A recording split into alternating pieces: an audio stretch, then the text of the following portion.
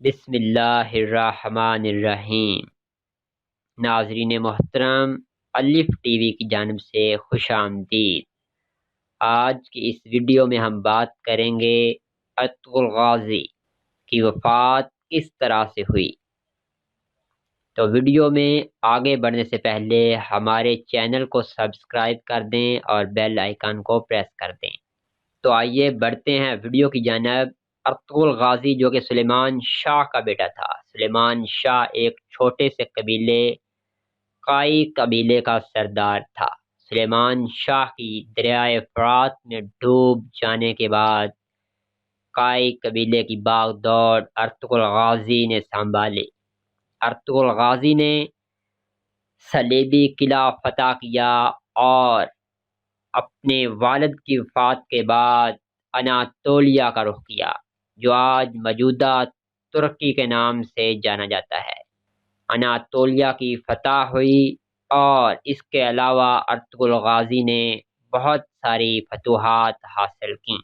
Ertugrul Ghazi ایک عظیم جنگجو تھے اور شاہ سوار بھی تھے۔ ناظرین محترم، 1280 اے ڈی کے قریب ارطغرل غازی کی طبیعت خراب ہونا شروع ہو گئی۔ ارطغرل غازی، بعض روایات میں آتا ہے کہ ارطغرل غازی گردے کے امراض میں مبتلا تھے اور گردے کا امراض بڑھتا چلا گیا۔ اس طرح 1281 اے ڈی میں ارطغرل غازی نے وفات پا لی۔ ارطغرل غازی کی وفات کے بعد اس کے بیٹے عثمان غازی نے اپنے قبیلے کی باغ دوڑ کو سنبھالا اور ارطغرل غازی کے بیٹے عثمان غازی نے سلطنت عثمانیہ قائم کی۔ ارطغرل غازی کا مزار ترکی میں موجود ہے۔